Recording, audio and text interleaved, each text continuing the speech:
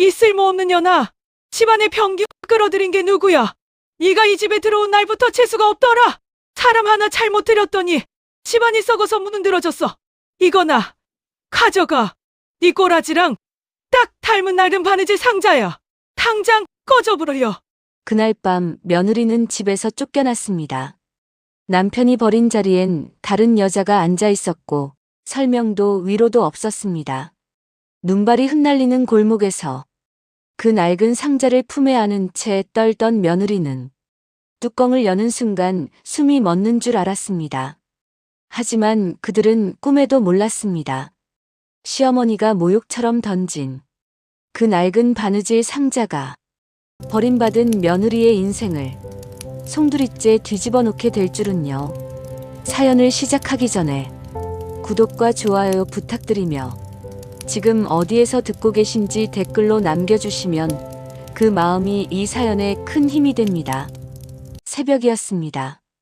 아직 어둠이 완전히 물러나지 않은 시간, 정희는 욕실에 찬 기운을 그대로 견디고 있었습니다. 몸을 숙여 무릎을 꿇은 채 젖은 걸레로 바닥에 쌓인 물을 밀어냈습니다. 미끄럼 방지 매트는 이미 가장자리부터 실밥이 풀려 닳아 있었고 그 위에 고인 물은 짙은 노란색을 띠었습니다. 정희는 물이 빠진 자리를 다시 한번 닦고 또 닦았습니다. 이 루틴은 하루에도 몇 번씩 반복되었지만 익숙해질 수 없는 고통이었습니다. 빨래통은 이미 다른 젖은 옷가지들로 가득 차 있었는데 방금 치운 옷가지 하나가 다시 그 양을 늘렸습니다. 말없이 정희는 세탁기를 켜지 않았습니다. 소리가 나면 그 사람이 깰 수도 있었으니까요. 그 사람이 깰 때마다 정인의 세상은 무너져 내릴 준비를 해야 했으므로. 그래서 정인은 손으로 빨았습니다. 비틀고 눌러짜고 다시 헹구고 차가운 물속에 손을 담그고 옷을 주무를 때마다 관절 마디마디가 시큰하게 저려왔습니다. 이제 아침 식사를 준비할 시간이었습니다. 밥상에 오르는 모든 음식은 씹히면 안 되는 것들로 이루어져야 했습니다. 딱딱한 것은 물론이고 섬유질이 조금이라도 느껴지는 순간 목이 막히거나 식사를 거부하기 일쑤였습니다. 정희는 재료들을 도마 위에 올리는 순간부터 방법을 달리했습니다. 칼을 들지 않고 누르는 쪽을 택했습니다. 힘을 주어 재료들을 지식일 때마다 정인의 손바닥이 먼저 아파왔고 그 다음이 손가락 마디마디였습니다. 소금이나 간장은 끝내 넣지 않았습니다. 준모가 미각을 잃은 지 오래였지만 정희는 싱거운 죽을 끓이는 이유를 스스로에게 되뇌었습니다. 간에 안 좋다더라. 그 말은 의사나 영양사가 가르쳐준 말이 아니었습니다. 정인이 무너지는 자기 자신을 놓지 않기 위해 나는 이 사람을 살리기 위해 노력하고 있다는 신념을 붙잡기 위해 매달린 주문이었습니다. 죽이 끓기 시작하자 부엌에는 뜨거운 김이 차올랐습니다. 김은 안경을 뿌옇게 만들었고 정인의 눈가를 찔렀습니다. 정인은 눈을 감지 않았습니다.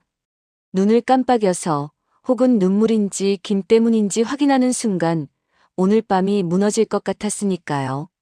5년. 남편 준모가 중풍으로 쓰러진 지 5년이 되었습니다. 처음 3년은 거의 식물인간이었습니다. 의사들도 포기하라고 했지만 정희는 포기하지 않았습니다. 매일 새벽 대소변을 받아내고 몸을 닦이고 먹이고 운동시켰습니다. 그 결과 준모는 기적적으로 회복했습니다. 이제는 혼자서도 앉고 걸을 수 있을 정도가 되었죠. 하지만 준모의 눈빛에 감사는 없었습니다. 오히려 날이 갈수록 정인을 보는 눈빛이 차가워졌습니다. 마치 정인이 자신을 이 지경으로 만든 원흉이라도 되는 것처럼. 초인종이 울렸습니다. 정인이 문을 열자 30대 중반 정도 여자가 서 있었습니다. 체린이었죠. 병원 물리치료사라고는 했지만 그녀에게서 풍기는 것은 의료인의 냄새가 아니었습니다. 짙은 향수. 그것도 정인이 평생 맡아본 적 없는 비싼 향이었습니다. 하얀 유니폼 아래로 비치는 검은 레이스. 의료 가방보다는 명품 핸드백이 더 어울릴 것 같은 매니큐어를 한 손톱. 정희는 채린을 안내했습니다. 복도를 걸어가는 채린의 뒷모습에서는 승리자의 여유가 묻어났습니다. 남편의 재활치료 운동을 시켜주며 너무 다정하게 보이는 두 사람이었죠. 안방 문이 닫혔습니다. 정희는 부엌으로 돌아왔지만 귀는 안방에 가 있었습니다. 처음엔 물리치료 특유의 건조한 지시가 들렸습니다. 하지만 시간이 지나면서 달라졌죠. 웃음소리. 정인이 5년간 한 번도 듣지 못했던 준모의 낮은 웃음이었습니다. 그 웃음 속에는 남자의 욕망이 섞여 있었습니다. 채린의 킥킥거리는 소리, 살이 맞닿는 소리, 숨소리. 정인의 손이 멈췄습니다. 설거지하던 그릇이 싱크대에 떨어졌습니다. 깨지지는 않았지만 그 소리가 정인의 심장처럼 날카롭게 울렸습니다. 시어머니 방에서 뭔가 떨어지는 소리가 났습니다. 정인이 경희의 방으로 들어갔을 때 경희는 바닥에 주저앉아 있었습니다. 침대 밑을 더듬고 있던 그녀의 손에는 작은 봉투가 들려 있었습니다. 경희가 고개를 들었습니다. 그 순간 정희는 숨이 멎는 줄 알았습니다. 치매에 걸린 노인의 흐릿한 눈이 아니었습니다. 너무나 맑고 너무나 슬프고 모든 것을 알고 있는 눈이었습니다. 정희나. 경희의 목소리는 갈라졌지만 또렷했습니다. 오늘 밤 준모가 너를. 하지만 복도에서 휠체어 소리가 들렸습니다. 경희의 눈빛이 순식간에 변했습니다. 다시 멍하고 흐릿한 치매 노인의 눈으로. 문이 열렸습니다. 준모가 휠체어를 타고 들어왔습니다. 그의 얼굴은 상기되어 있었고 셔츠 단추가 어긋나 있었습니다. 5년간 간병받던 환자의 모습은 어디에도 없었습니다. 뭐 하고 있어? 뭘 엿듣는 거야? 이제 우리 그만 헤어지자. 이제 너란 존재는 필요 없어. 준모의 목소리에는 짜증이 섞여 있었습니다. 마치 정인의 존재 자체가 귀찮다는 듯이. 경희가 갑자기 일어섰습니다. 그녀의 손에는 낡은 바느질 바구니가 들려 있었습니다. 더러운 년. 경희의 고함이 터졌습니다. 하지만 그 눈에는 분노가 아닌 고통이 서려 있었습니다. 20년이나 이 집에 붙어서 피 빨아먹은 년. 병균 덩어리. 준모가 만족스럽게 웃었습니다. 마치 오래 기다렸던 순간이 왔다는 듯이. 경희가 바느질 바구니를 들어 올렸습니다. 그런데 이상했습니다. 그 순간 경희의 입술이 미세하게 움직였습니다. 정인만 알아들을 수 있는 작은 목소리로. 미안하다. 그리고 바구니가 날아왔습니다. 바구니가 정인의 가슴에 부딪혔습니다. 무거웠습니다. 생각보다 훨씬. 바닥에 떨어지며 뚜껑이 열렸고 실타래와 바늘이 흩어졌습니다. 가져가. 네 꼬라지랑 딱 어울리는 더러운 것. 경희의 목소리는 독했지만 그녀의 눈에는 눈물이 고여 있었습니다. 아들 앞에서 며느리를 쫓아내야 하는 시어머니의 고통이 담겨 있었죠. 그때 집안에서는 채린의 목소리가 들렸습니다. 준모 씨, 다 끝났어요. 이제 새 출발하실 수 있겠네요. 그 새 출발이라는 단어가 칼처럼 정인의 가슴을 찔렀습니다. 준모가 휠체어를 돌렸습니다. 정인아, 오늘 밤에 나가. 변호사 통해서 서류 보낼 테니까. 채린이 그의 휠체어를 밀었습니다. 두 사람의 몸이 자연스럽게 맞닿았고 채린의 손이 준모의 어깨를 쓰다듬었습니다. 정희는 바닥에 주저앉아 흩어진 바느질 도구를 주웠습니다. 바구니를 들어보니 이상했습니다. 바닥이 이중으로 되어 있는 것 같았고 그 사이에 뭔가 단단한 것이 만져졌습니다. 하지만 지금은 확인할 수 없었습니다. 경희가 침대에 누웠습니다. 정인이 나가려는 순간 경희가 또다시 작은 목소리로 중얼거렸습니다. 돌산, 재개발, 서류. 하지만 정인이 돌아봤을 때는 이미 경희가 눈을 감고 있었습니다. 그날 밤 정인은 20년의 삶을 가방 하나에 담았습니다. 부엌을 지나며 마지막으로 둘러봤습니다. 새벽마다 죽을 끓이던 가스레인지, 손빨래하던 대야, 무릎 꿇고 바닥을 닦던 그곳, 5년간 그녀의 삶이 새겨진 모든 것들. 대문 앞에 섰을 때 준모가 창문 너머로 보였습니다. 채린이 그의 무릎에 앉아 있었고 두 사람은 와인을 마시고 있었습니다. 정인이 5년간 지켜온 그 자리에서 대문이 닫혔습니다. 정인은 바느질 바구니를 가슴에 꼭 안았습니다. 걸을수록 무거워지는 것 같았습니다. 시어머니가 20년간 숨겨온 무언가가 이 안에 있다는 예감이 들었습니다. 겨울밤 찬바람이 얼굴을 핥히었지만 정인은 뒤돌아보지 않았습니다. 그녀의 복수는 이미 시작되었습니다. 단지 본인만 모르고 있을 뿐이었죠. 네, 맞습니다. 제가 처음에 쓴 수준을 잃어버렸네요. 다시 그 깊이로 돌아가겠습니다. 대문이 닫혔습니다. 그 소리는 짧았지만 정인의 귓속에서는 오래도록 울렸습니다. 철컥하는 자물쇠 소리가 20년의 삶에 찍는 마침표 같았습니다. 겨울밤의 공기는 날카로웠습니다. 정인은 그대로 대문 앞에 서 있었습니다. 발이 땅에서 떨어지지 않았습니다. 마치 20년의 무게가 그녀를 그곳에 못 박아둔 것처럼. 손에는 낡은 바느질 바구니와 작은 가방이 전부였습니다. 바구니의 무게가 이상했습니다. 실타래와 바늘 몇 개, 낡은 천 조각이 전부인데도 묵직했습니다. 경희가 던질 때의 그 무게감이 아직도 가슴에 남아 있었습니다. 던지는 시어머니의 눈에 맺혔던 눈물도. 정희는 천천히 발걸음을 옮겼습니다. 20년 동안 매일같이 걸었던 골목인데 오늘은 처음 걷는 길처럼 낯설었습니다. 골목 끝 버스 정류장에 도착했습니다. 막차는 이미 끊긴 시간이었습니다.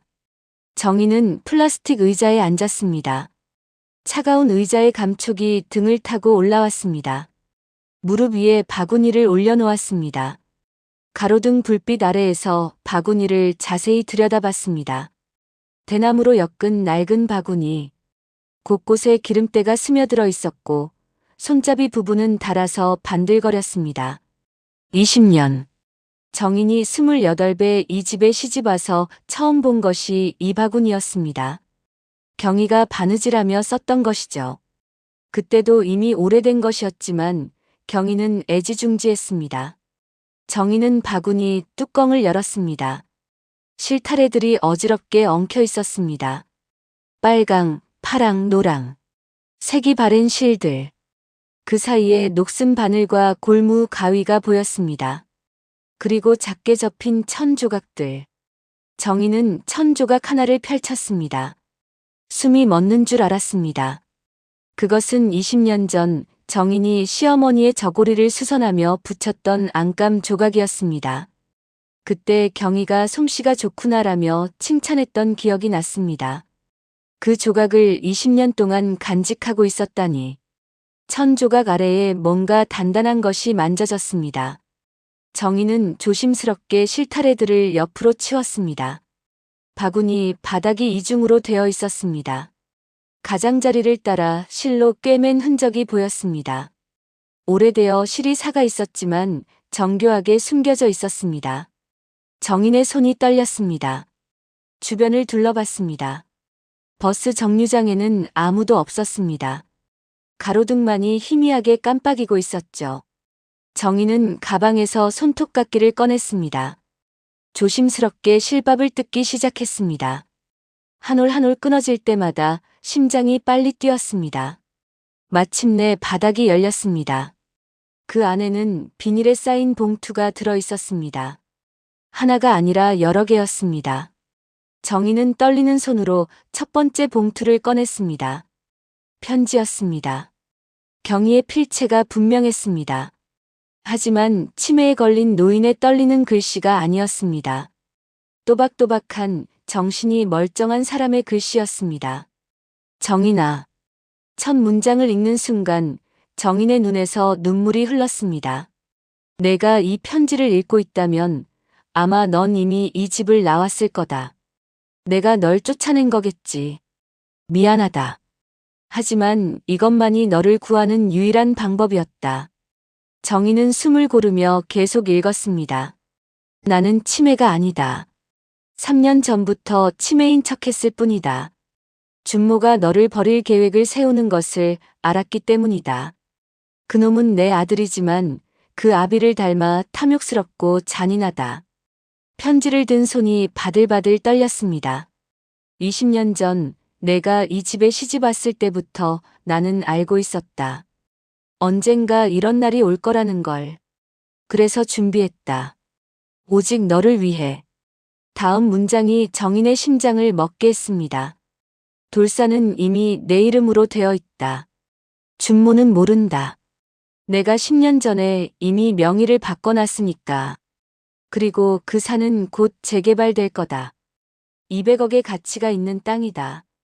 정희는 편지를 놓을 뻔했습니다. 200억이라니.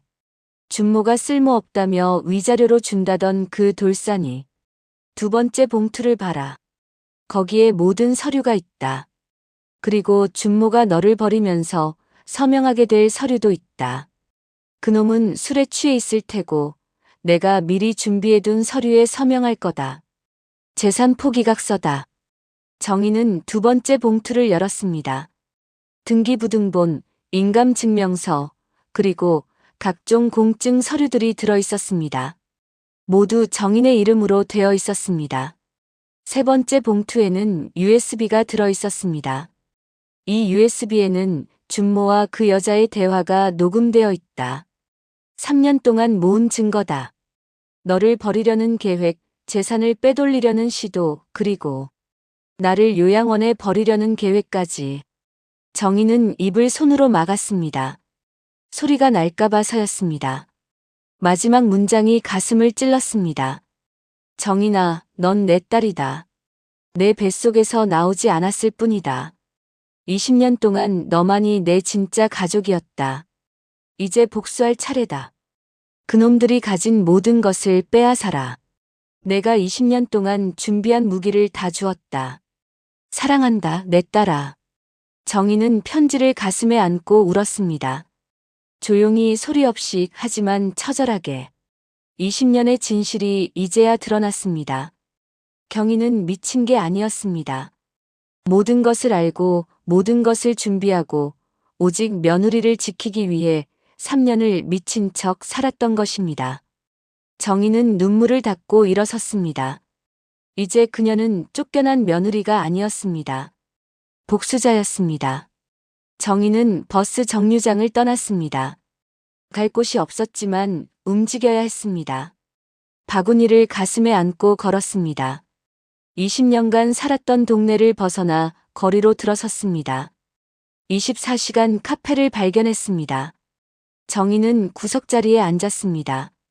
따뜻한 차 한 잔을 시켰지만 입에 대지는 못했습니다.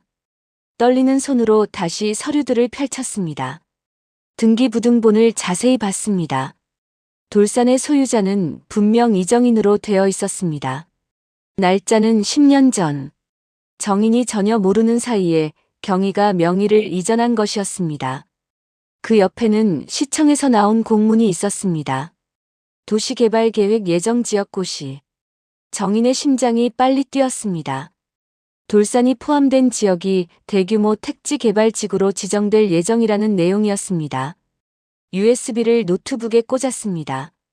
카페가 조용해서 이어폰 없이는 들을 수 없었지만 파일 목록만으로도 충분했습니다. 2022년 3월 15일 준모와 체린의 통화.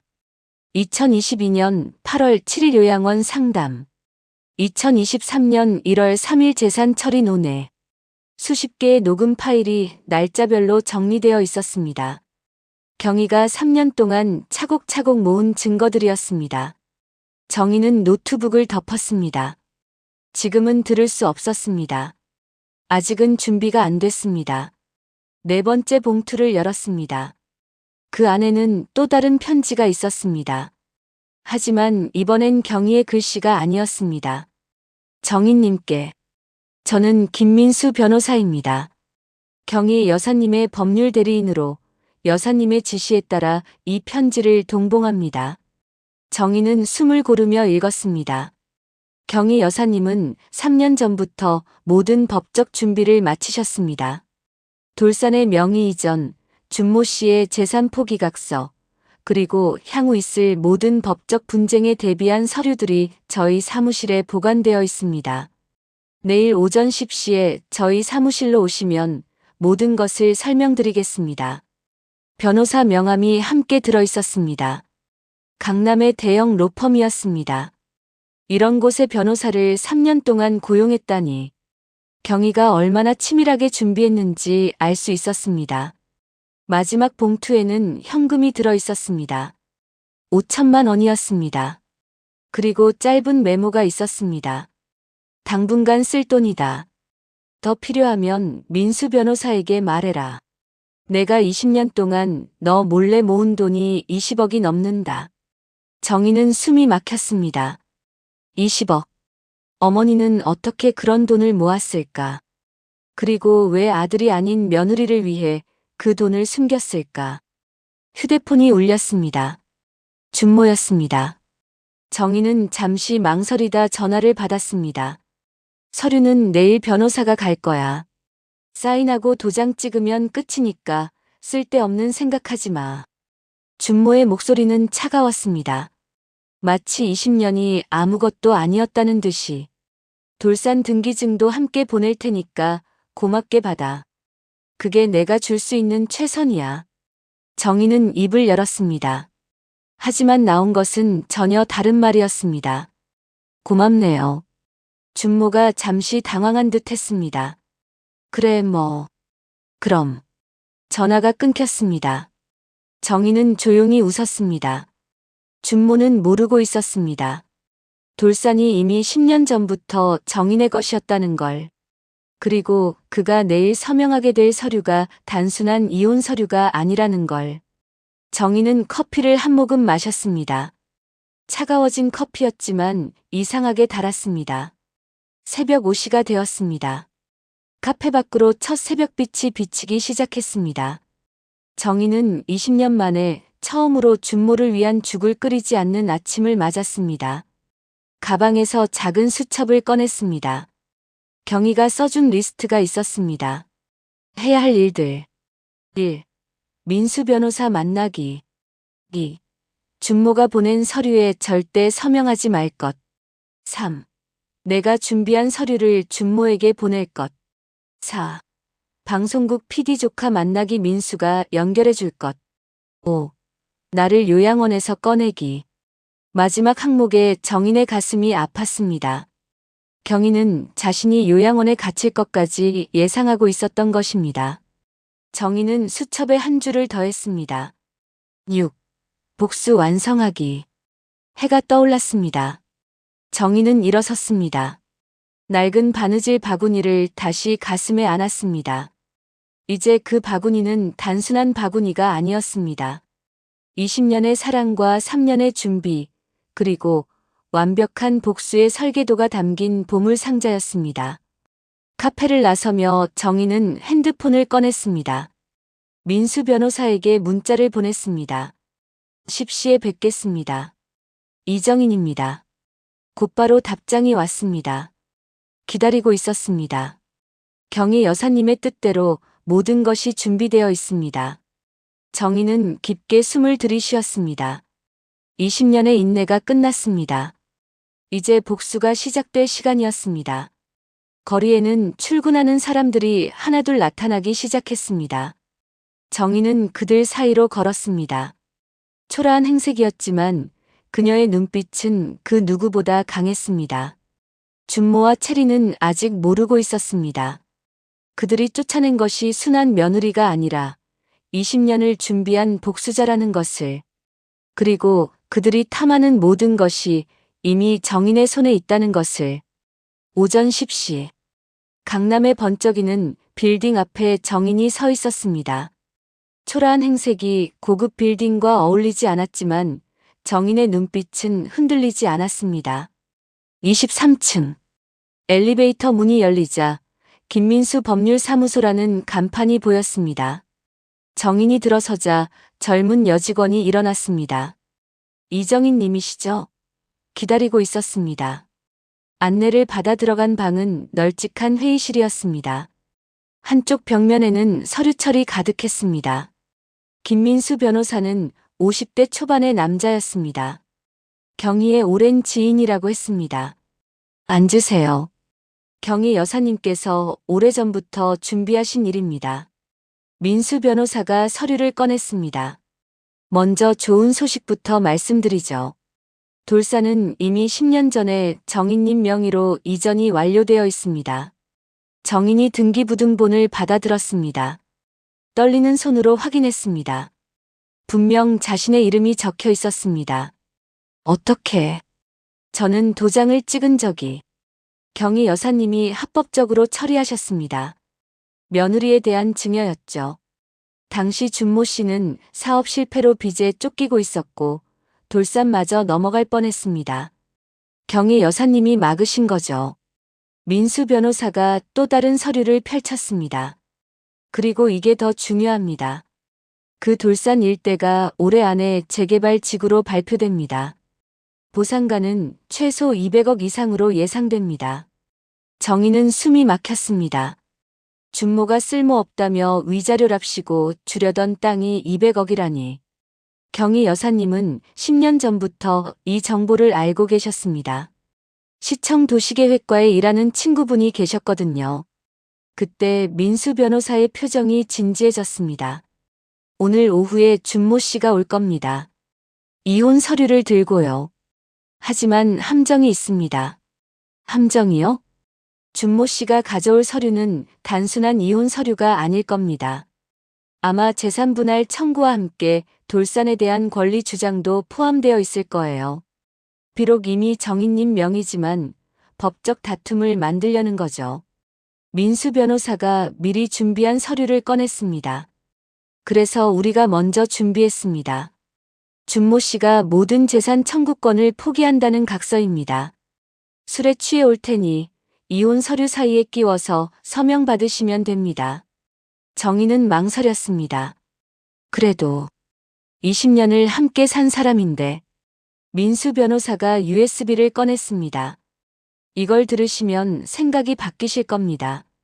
노트북에서 녹음 파일이 재생됐습니다. 체리나, 그 멍청한 여자 아직도 눈치 못 챘어? 준모의 목소리였습니다. 당연하죠. 병간호에만 정신 팔려서 다른 건 볼 생각도 못해요. 좋아, 이대로만 가면 돼. 이혼하고 나서 돌산 문제 제기하면 최소한 절반은 받을 수 있을 거야. 정인의 얼굴이 굳었습니다. 언제부터? 6개월 전부터입니다. 경희 여사님이 몰래 녹음하신 거죠. 준모 씨는 처음부터 계획적이었습니다. 민수 변호사가 사진을 보여줬습니다. 준모와 채린이 함께 찍은 사진들이었습니다. 날짜를 보니 정인이 밤새 간호하던 시기와 겹쳤습니다. 채린 씨는 진짜 물리치료사가 맞습니다. 하지만 처음부터 준모 씨와 관계가 있었죠. 병원에서 만나 눈이 맞았고 준모 씨가 회복되기를 기다렸던 겁니다. 정인은 이제 모든 게 명확해졌습니다. 자신은 그저 준모가 회복될 때까지 필요한 간병인이었을 뿐이었던 것입니다. 경희 여사님은 모든 걸 아시고도 참으셨습니다. 정인님을 지키기 위해서요. 그리고 이렇게 말씀하셨습니다. 증거를 모아라. 때가 되면 한 번에 끝내야 한다고. 정인은 깊게 숨을 들이쉬었습니다. 알겠습니다. 제가 해야 할 일을 알려주세요. 민수 변호사가 미소를 지었습니다. 간단합니다. 준모 씨가 오면 슬퍼하는 척 하세요. 그리고 서류에 서명하는 척 하면서 우리가 준비한 서류와 바꿔치기 하는 겁니다. 술에 취해 있을 테니 눈치채지 못할 겁니다. 그때 정인의 휴대폰이 울렸습니다. 준모였습니다. 이 시에 변호사 사무실로 가. 깔끔하게 끝내자. 전화가 끊겼습니다. 정인은 휴대폰을 내려놓고 민수 변호사를 봤습니다. 시작인가요? 네. 이제 시작입니다. 20년의 복수가. 오후 2시가 가까워졌습니다. 정희는 회의실 창가에 서서 아래를 내려다봤습니다. 검은색 외제차가 빌딩 앞에 멈춰 섰습니다. 준모와 채린이 내렸습니다. 준모는 이제 휠체어 없이도 걸을 수 있었지만 일부러 휠체어를 타고 있었습니다. 아마도 동정심을 유발하려는 계산이겠죠. 채린은 그의 휠체어를 밀며 무언가 속삭이고 있었습니다. 오고 있습니다. 민수 변호사가 정인에게 미리 준비한 서류를 건넸습니다. 침착하세요. 그리고 절대 이 서류들을 먼저 보여주지 마세요. 그들이 먼저 서류를 내밀 때까지 기다리세요. 회의실 문이 열렸습니다. 준모가 휠체어를 타고 들어왔습니다. 예상대로 술 냄새가 났습니다. 점심에 한잔했는지 얼굴이 붉었죠. 채리는 마치 안주인인 양 당당하게 들어와 정인을 위아래로 훑어봤습니다. 어머, 벌써 와 있었네요. 채린의 목소리에는 조롱이 섞여 있었습니다. 준모가 테이블에 서류 봉투를 던졌습니다. 자, 빨리 끝내자. 서로 좋은 게 좋은 거지. 민수 변호사가 서류를 펼쳤습니다. 예상대로 단순한 이혼 서류가 아니었습니다. 재산분할 청구서가 함께 있었고, 특히 돌산에 대한 소유권 분쟁 조항이 교묘하게 숨겨져 있었습니다. 잠깐, 이 조항은 민수 변호사가 문제를 제기하려 하자 준모가 테이블을 쳤습니다. 뭐가 문제야? 20년 같이 살았으면 재산 좀 나눠 갖는 게 당연한 거 아니야? 채린이 끼어들었습니다. 그러게요. 법적으로도 부부 재산은 공동 소유잖아요. 특히 그 돌산은 시어머니 재산이었으니 당연히 아들인 준모 씨가 상속받아야죠. 정희는 고개를 숙였습니다. 마치 그들의 말에 수긍하는 것처럼. 하지만 테이블 아래에서는 민수 변호사가 건넨 서류를 꼭 쥐고 있었습니다. 알겠어요. 서명할게요. 정인의 목소리가 떨렸습니다. 연기가 아니라 진짜 감정이었습니다. 20년의 배신감이 목소리에 묻어났습니다. 준모가 득에양양하게 웃었습니다. 그래, 잘 생각했어. 원래 헤어질 때는 깨끗하게 헤어져야 해. 정인이 펜을 들었습니다. 준모의 서류에 서명하는 척하며 천천히 종이를 넘겼습니다. 그러다가 갑자기 손을 떨어서 펜을 떨어뜨렸습니다. 죄송해요. 정인이 몸을 숙여 펜을 줍는 사이 재빨리 서류를 바꿔치기 했습니다. 준모와 채리는 정인의 굴복한 모습에 취해 전혀 눈치채지 못했습니다. 정인이 서명을 마치자 준모가 서류를 낚아챘습니다. 이제 내 차례지. 준모는 서류를 제대로 읽지도 않고 서명했습니다. 술 기운 때문인지 아니면 서둘러서인지 내용을 확인하지 않았습니다. 그가 서명한 것은 자신이 준비한 서류가 아니라 모든 재산 청구권을 포기한다는 각서였습니다. 자, 이제 끝이야. 돌산 등기증은? 정인이 가방에서 등기증을 꺼냈습니다. 하지만 그것은 가짜였습니다. 진짜는 이미 10년 전에 정인 명의로 바뀌어 있었으니까요. 준모가 등기증을 받아들고 흡족해했습니다. 좋아, 이제 완전히 끝이네. 정인아, 그동안 수고했어. 그 수고했어라는 말이 비수처럼 날아왔지만 정인은 참았습니다. 이제 곧 그들이 진실을 알게 될 테니까요. 준모와 채린이 일어섰습니다. 아, 그리고 어머니는 내일 요양원으로 모실 거야. 치매가 심해서 더는 집에서 못 모시겠어. 정인의 눈빛이 날카로워졌습니다. 어머니를 요양원에요? 당연하지. 채린이랑 새 출발하는데 치매 노인이 있으면 불편하잖아. 그 순간 정인은 결심했습니다. 지금까지는 그저 자신의 권리를 찾는 것이었다면 이제는 진짜 복수를 해야겠다고. 준모와 채린이 나간 뒤 민수 변호사가 서류를 확인했습니다. 완벽합니다. 준모 씨가 서명한 이 각서로 모든 재산 청구가 불가능해졌습니다. 정인은 창밖을 바라봤습니다. 준모와 채린이 차에 타는 것이 보였습니다. 그들은 아직 모르고 있었습니다. 자신들이 방금 서명한 것이 무엇인지, 그리고 그들이 가진 등기증이 휴지 조각이라는 것을. 이제 뭘 해야 하죠? 정인의 목소리는 단호했습니다. 민수 변호사가 또 다른 파일을 꺼냈습니다. 이제 시작입니다. 내일 아침 신문에 대서특필될 겁니다. 200억 돌산의 진짜 주인은 따로 있었다. 그리고 민수 변호사가 미소를 지었습니다. 경희 여사님을 요양원에서 모셔와야죠. 준모 씨는 법적 보호자 자격을 상실했으니까요. 정희는 주먹을 꽉 쥐었습니다. 20년의 인내가 드디어 빛을 보기 시작했습니다. 하지만 이것은 시작에 불과했습니다. 진짜 복수는 이제부터였습니다. 그날 밤 준모는 채린과 축배를 들고 있을 것입니다. 돌산을 손에 넣었다고 생각하면서. 하지만 내일 아침 그들은 모든 것을 잃었다는 사실을 알게 될 것입니다. 정희는 변호사 사무실을 나섰습니다. 20년 만에 처음으로 그녀의 발걸음은 가벼웠습니다. 정희는 그날 밤 작은 여관에 묵었습니다. 20년 만에 처음으로 혼자 맞는 밤이었습니다. 낡은 이불에서는 곰팡이 냄새가 났지만 정희는 개의치 않았습니다. 오히려 자유로웠습니다. 새벽 4시에 일어나 환자식을 준비하지 않아도 된다는 사실이 낯설었죠. 하지만 몸은 여전히 새벽 4시에 눈을 떴습니다. 5년간의 습관은 하루아침에 사라지지 않았습니다. 정희는 바느질 바구니를 열었습니다. 경희가 남긴 서류들을 다시 확인했습니다. 등기부등본, 공증서, 그리고 편지들. 모든 게 사실이었습니다.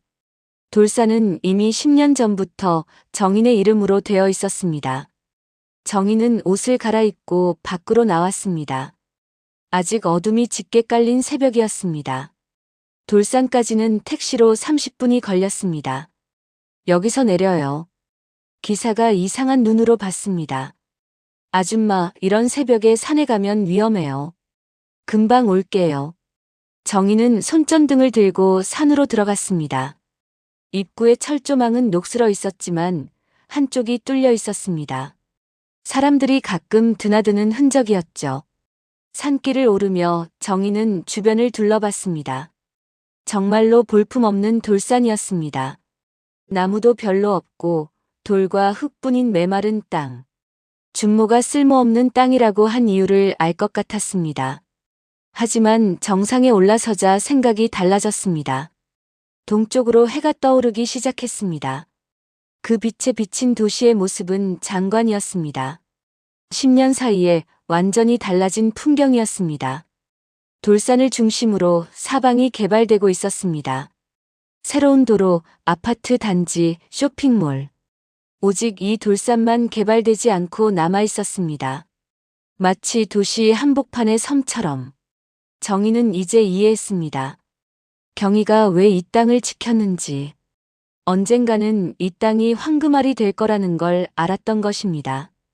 경희의 편지에 적힌 대로 정상 근처 바위 밑을 찾아봤습니다. 과연 방수 처리된 통이 묻혀 있었습니다. 그 안에는 더 많은 서류가 들어 있었습니다. 시청에서 나온 개발계획서, 측량도면, 그리고 경희가 직접 쓴 일기장. 일기장을 펼쳐보니 20년간의 기록이 빼곡했습니다. 며느리를 지키기 위한 시어머니의 긴 전쟁이 담겨 있었습니다. 2011년 5월 3일. 준모가 또 사업에 실패했다. 빚쟁이들이 집에 찾아왔다. 정인이가 무서워했다. 내 전 재산을 털어 빚을 갚아줬다. 그리고 결심했다.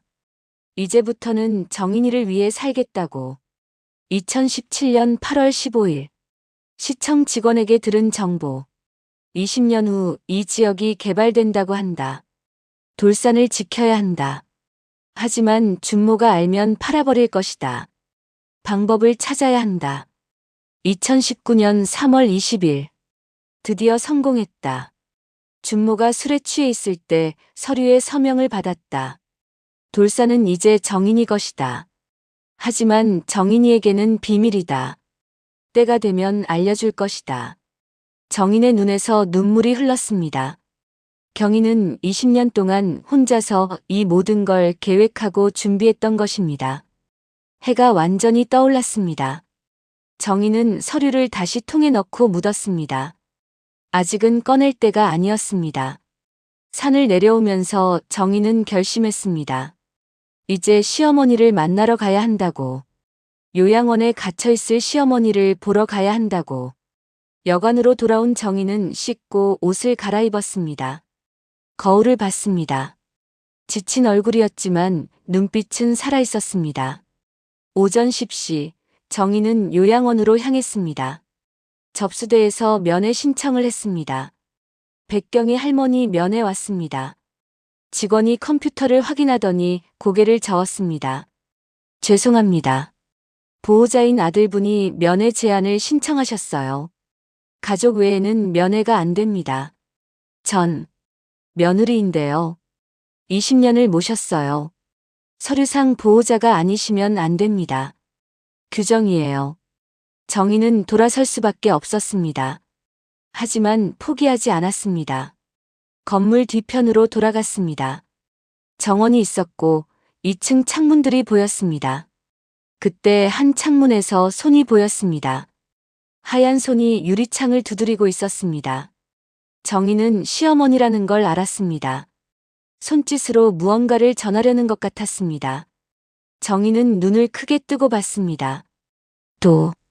도망가. 경희가 입모양으로 말하고 있었습니다. 도망가라고. 그 순간 뒤에서 누군가가 정인의 어깨를 잡았습니다. 여기서 뭐 하시는 거죠? 요양원 보안 요원이었습니다. 정인은 끌려나갔습니다. 하지만 경희의 메시지는 분명히 받습니다. 도망가라. 무엇으로부터? 왜? 정희는 요양원을 나오면서 뒤를 돌아봤습니다. 2층 창문에는 이제 아무도 없었습니다. 하지만 정희는 느꼈습니다. 뭔가 큰 일이 벌어지려 하고 있다는 것을. 그리고 경희가 자신을 보호하려 한다는 것을. 정희는 핸드폰을 꺼냈습니다. 민수 변호사에게 전화를 걸었습니다. 변호사님, 시어머니를 빨리 모셔와야 할 것 같아요. 뭔가 불길해요. 민수 변호사의 목소리가 긴박했습니다. 정희님, 어디 계세요? 지금 당장 만나야 할 것 같습니다. 무슨 일이? 준모 씨가 경희 여사님을 다른 요양원으로 옮기려 한답니다. 오늘 밤에. 정인의 심장이 쿵 떨어졌습니다. 어디로요? 지방의 아주 외진 곳입니다.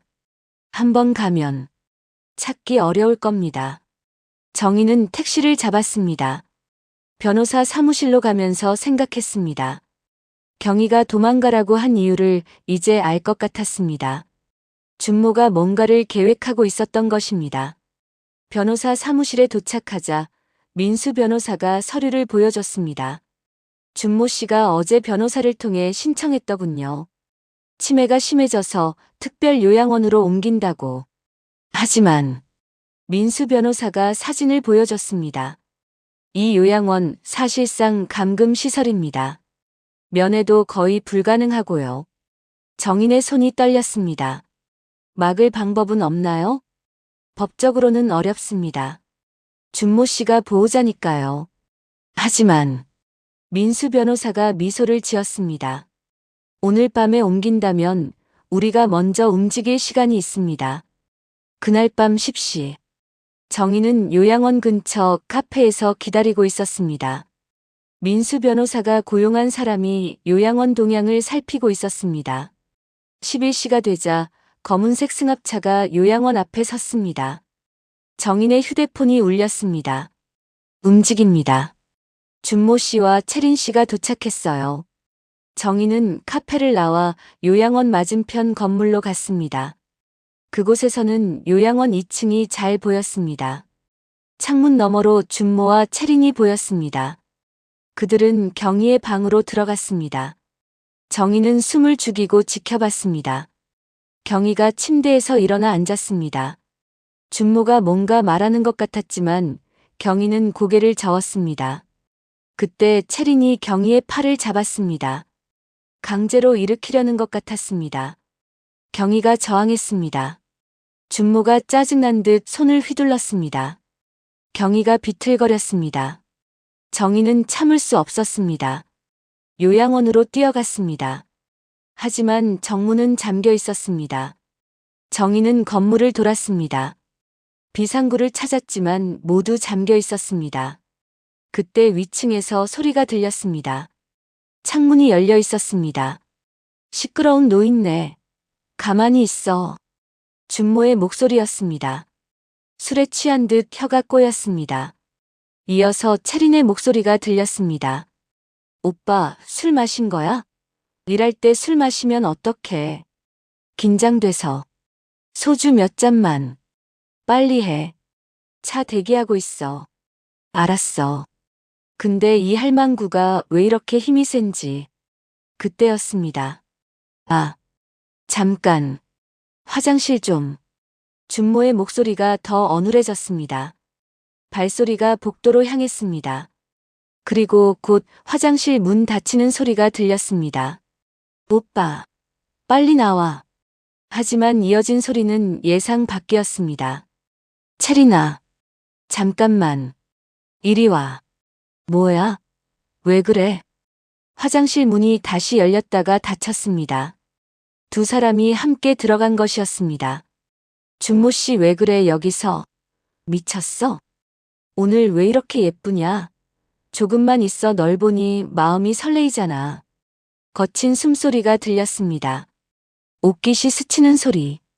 그리고 정희는 귀를 막았습니다. 하지만 소리는 너무나 선명했습니다. 지옥의 소리였습니다. 어머니를 강제로 끌고 가려던 그 순간에도 술김에 욕정을 참지 못하는 아들과 내연녀. 그때 또 다른 소리가 들렸습니다. 흐느낌이었습니다. 경희의 울음소리였습니다. 정인아, 정인아. 경희가 며느리를 부르고 있었습니다. 정희는 주저앉았습니다. 5년간 정성으로 살려낸 남편이 어머니가 우는 그 순간에도 저런 짓을 하다니. 그때 정인의 머릿속에 경희의 편지 내용이 떠올랐습니다. 채린이라는 여자를 조심해라. 그녀는 단순한 내연녀가 아니다. 이제 알 것 같았습니다. 채린은 준모를 완전히 장악하고 있었습니다. 술과 욕정으로. 정희는 벌떡 일어났습니다. 그리고 있는 힘을 다해 소리쳤습니다. 어머니, 제가 여기 있어요. 정인이에요. 위층이 갑자기 조용해졌습니다. 준모의 당황한 목소리가 들렸습니다. 뭐야? 누구야? 화장실 문이 벌컥 열렸습니다. 창문으로 준모의 얼굴이 보였습니다. 셔츠가 흐트러진 채였습니다.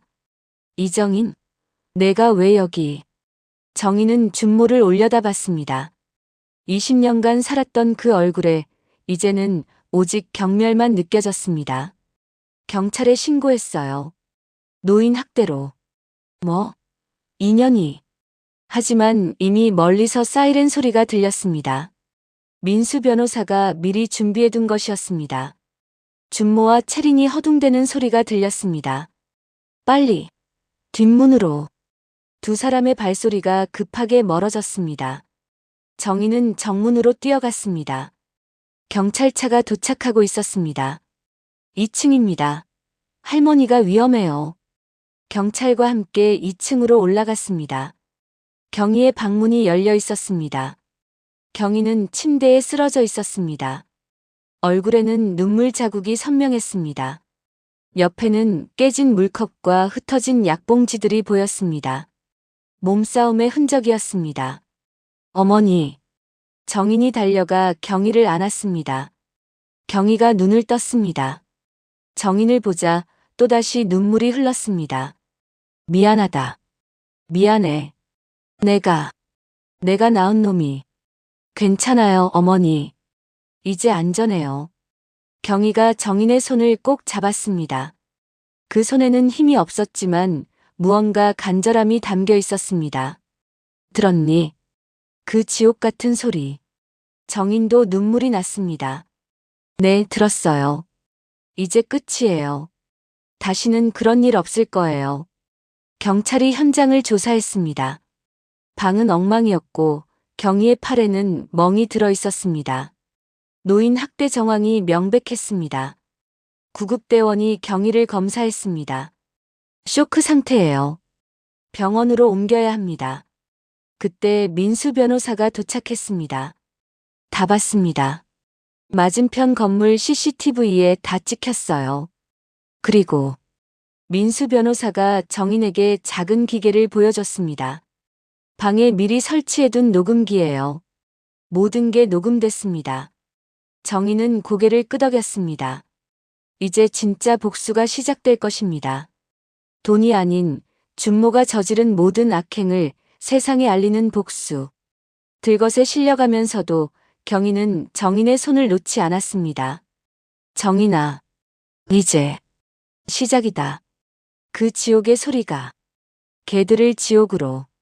경희의 말이 흐려졌지만 정인은 알았습니다. 20년을 준비한 복수국의 진짜 막이 오른 것입니다. 그리고 그 시작은 지옥의 소리였습니다. 어머니가 우는 그 순간에도 욕정을 참지 못했던 그들의 추악함이 스스로를 파멸로 이끌 것입니다. 구급차가 출발했습니다. 정인은 경희의 손을 꼭 잡고 있었습니다. 이제 며느리가 시어머니를 지킬 차례였습니다. 그리고 20년의 사랑에 보답할 시간이었습니다. 병원 중환자실.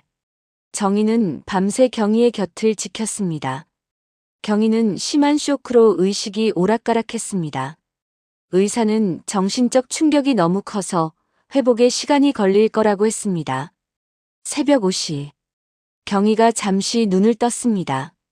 정인아. 네, 어머니. 제가 여기 있어요. 경희가 정인의 손을 잡았습니다.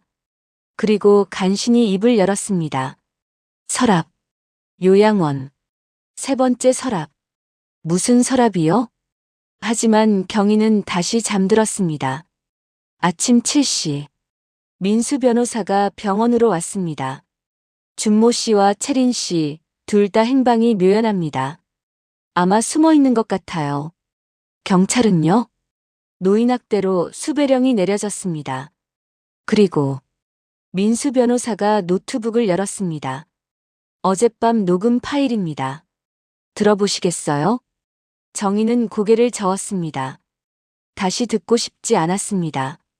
필요한 부분만 편집해서 증거로 쓰겠습니다. 그런데 정인님, 이제 다음 단계를 준비해야 합니다. 다음 단계요? 준모 씨가 숨어 있다가도 분명히 나타날 겁니다. 돈이 필요하니까요. 그때를 노려야 합니다. 민수 변호사가 서류를 펼쳤습니다. 돌산 개발이 공식 발표되면 준모 씨는 미칠 겁니다. 500억이 날아간 걸 알게 되니까요. 언제 발표되나요? 다음 주입니다. 그 전에 우리가 먼저 움직여야 합니다. 정인은 경희를 바라봤습니다. 평온하게 잠든 얼굴이었지만 어젯밤의 충격이 얼마나 컸을지 짐작이 갔습니다. 어머니가 말씀하신 게 있어요. 요양원 세 번째 서랍이라고. 민수 변호사의 눈이 반짝였습니다. 가보시죠. 뭔가 더 있을지 모릅니다. 오전 10시. 정인과 민수 변호사는 텅 빈 요양원에 도착했습니다. 경찰 조사가 끝난 후라 출입이 가능했습니다. 경희의 방으로 들어갔습니다. 어젯밤의 흔적이 그대로 남아 있었습니다.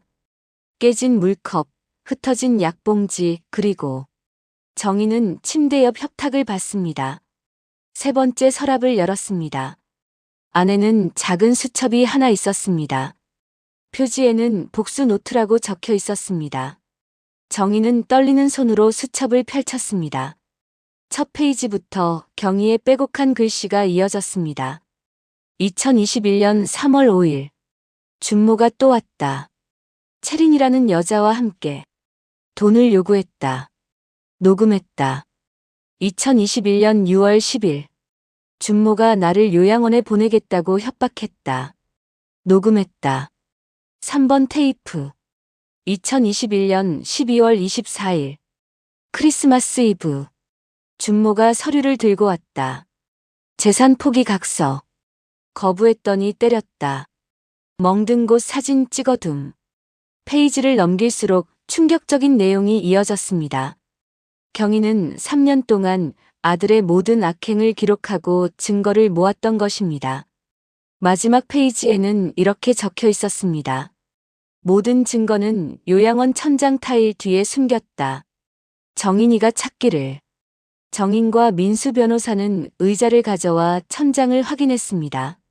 한 타일이 느슨했습니다. 들어올리자 비닐봉지가 나왔습니다. 안에는 소형 테이프 여러 개와 사진, 그리고 USB가 들어있었습니다. 이건 대박이네요. 민수 변호사가 감탄했습니다. 경희 여사님이 완벽한 증거를 다 모아두셨어요. 이걸로 준모 씨를 완전히 끝낼 수 있습니다. 정희는 수첩을 다시 봤습니다. 뒤쪽에 메모가 하나 더 있었습니다. 돌산 개발 발표일 3월 15일. 준모는 반드시 그날 나타날 것이다. 그때가 기회다. 3월 15일. 일주일 후였습니다. 민수 변호사가 계획을 세웠습니다. 준모 씨를 유인해야 합니다. 돌산에서 만나자고 하면 올까요? 올 거예요. 돈이 걸려 있으니까. 좋습니다. 그럼 정인님이 미끼가 되셔야 합니다. 정인은 고개를 끄덕였습니다. 무서웠지만 해야 했습니다. 경희를 위해서라도. 병원으로 돌아오니 경희가 깨어 있었습니다. 어머니, 다 찾았어요. 어머니가 준비하신 것들. 경희가 희미하게 웃었습니다. 잘했다. 이제 끝낼 수 있겠구나. 네, 끝낼 거예요. 어머니가 계획하신 대로. 어머니는 정인의 손을 꼭 잡았습니다. 미안하다, 너를 위험하게. 아니에요, 어머니. 제가 하고 싶어서 하는 거예요. 그날 밤 정인은 준모에게 문자를 보냈습니다. 돌산에 대해 할 말이 있어요. 3월 15일 오전 10시 돌산 정상에서 만나요. 혼자 오세요. 곧바로 답장이 왔습니다. 좋아. 대신 너도 혼자 와. 정인은 휴대폰을 내려놓았습니다. 이제 일주일 후면 모든 게 끝날 것입니다. 20년의 인내와 3년의 준비가 결실을 맺을 것입니다. 창밖으로 봄비가 내리기 시작했습니다. 정인은 경희의 손을 잡고 있었습니다. 따뜻하고 든든한 손이었습니다. 어머니, 제가 꼭 이길게요. 어머니를 위해서라도. 경희는 대답 대신 정인의 손을 꼭 쥐었습니다. 복수의 시계가 똑딱똑딱 돌아가고 있었습니다. 3월 10일 새벽 3시. 준모는 모텔 침대에서 벌떡 일어났습니다. 악몽을 꾼 것처럼 땀에 젖어 있었습니다. 휴대폰을 켰습니다. 그리고 돌산 재개발을 검색했습니다. 부동산 커뮤니티에 소문이 돌고 있었습니다. 이게 진짜야? 준모의 손이 떨렸습니다. 체리나, 일어나. 체린이 깼습니다. 왜 그래? 돌산이 최소 500억이래. 어떤 놈은 700억까지도 본대. 체린의 눈이 번뜩였습니다. 준모가 휴대폰을 내던졌습니다. 내가 버린 게 500억이었어. 준모는 머리를 쥐어뜯었습니다. 아니야, 아직 늦지 않았어. 법적으로 뭔가 방법이 있을 거야. 3월 11일. 준모는 급히 변호사를 찾아갔습니다. 20년 동안 산 아내잖아요. 공동재산 아닙니까? 변호사는 고개를 저었습니다. 이미 10년 전에 증여가 완료됐고 준모 씨가 재산 포기각서에 서명하셨다면서요. 그건 속아서 한 거예요. 증명할 수 있습니까? 준모는 절망했습니다. 하지만 포기할 수 없었습니다. 그럼 어머니가 치매 상태에서 한 증여라고 하면? 변호사의 눈빛이 변했습니다. 그건 가능할 수도 있습니다. 하지만 증명이 필요해요. 준모에게 한 가닥 희망이 생겼습니다. 그는 체린과 함께 계획을 세웠습니다. 어머니가 10년 전부터 치매였다고 하면 돼. 의사를 매수하든 뭘 하든. 체린이 고개를 끄덕였습니다.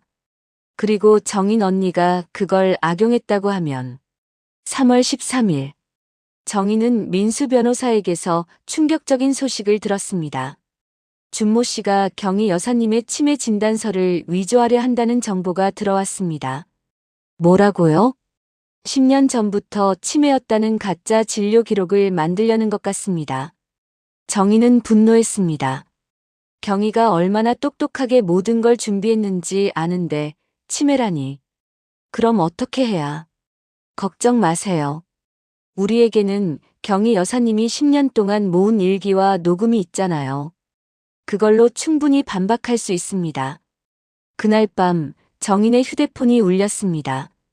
정인아, 나야. 준모였습니다. 목소리가 떨리고 있었습니다. 15일에 만나자고 했지?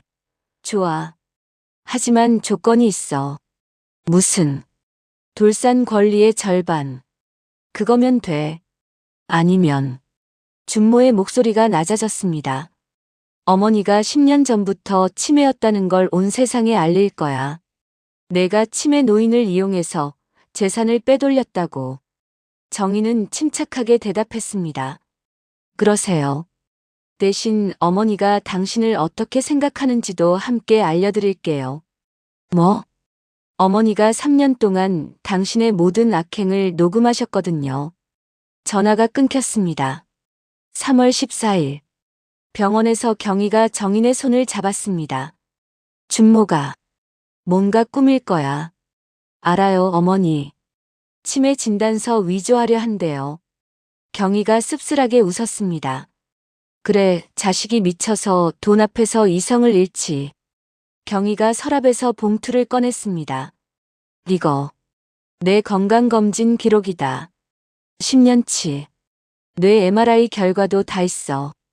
정인이 확인해보니 모두 정상 판정이었습니다. 매년 검진받았다. 언젠가 필요할 줄 알았거든. 그날 밤 채린이 정인에게 전화를 걸었습니다. 언니, 도와주세요. 정인은 놀랐습니다. 준모 씨가 완전히 미쳤어요. 500억에 눈이 멀어서 저한테도 소리 지르고. 하지만 정인은 알았습니다. 연기라는 걸. 그래서요? 저 언니 편에 설게요. 준모 씨가 뭘 계획하는지 다 알려드릴게요. 정희는 민수 변호사와 상의했습니다. 함정일 겁니다. 저도 그렇게 생각해요. 하지만 들어는 봐야죠. 3월 15일. D-데이. 아침 일찍 정희는 돌산으로 향했습니다.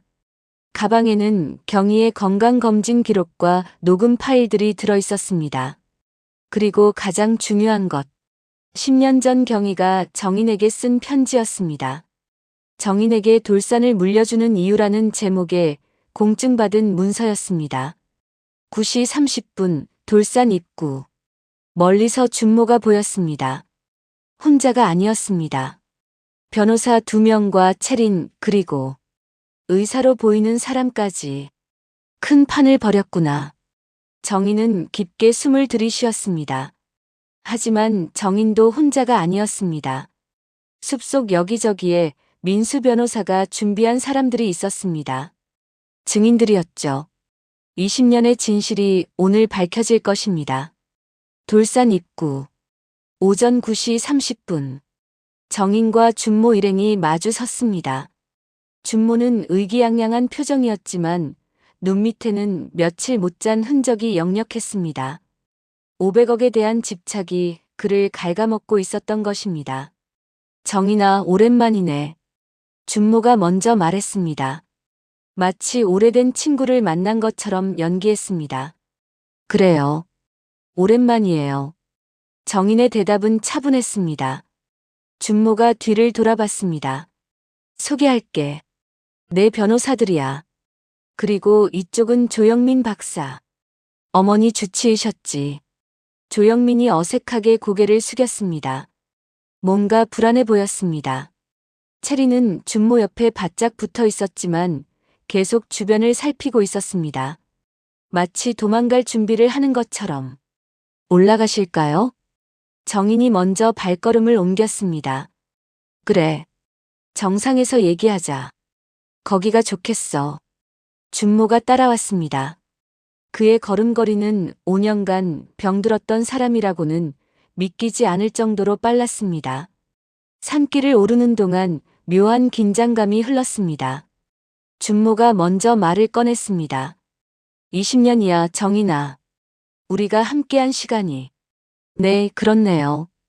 그런데 왜 이렇게 됐을까? 우리가. 준모의 목소리에 가짜 감상이 묻어났습니다. 정인은 대답하지 않고 묵묵히 올라갔습니다. 뒤에서 변호사들이 속삭이는 소리가 들렸습니다. 정말 500억이 맞습니까? 적어도 그 이상이에요. 어쩌면 700억까지도. 채린이 준모의 팔을 잡았습니다. 오빠, 힘들면 쉬었다 가요. 아니야. 빨리 끝내야 해. 준모의 눈빛이 번뜩였습니다. 돈에 대한 욕망이 그를 움직이게 했습니다.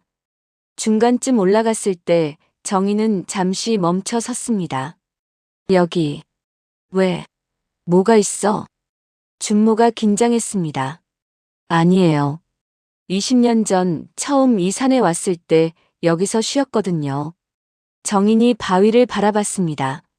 시어머니가 이 산은 언젠가 보물이 될 거다라고 하셨죠. 준모가 코웃음 쳤습니다. 그때도 헛소리라고 생각했는데 설마 진짜일 줄이야. 그 순간 준모의 본심이 드러났습니다. 어머니의 말을 항상 무시했다는 것이 드디어 정상에 도착했습니다. 넓은 평지가 펼쳐져 있었고 큰 바위들이 여기저기 놓여 있었습니다.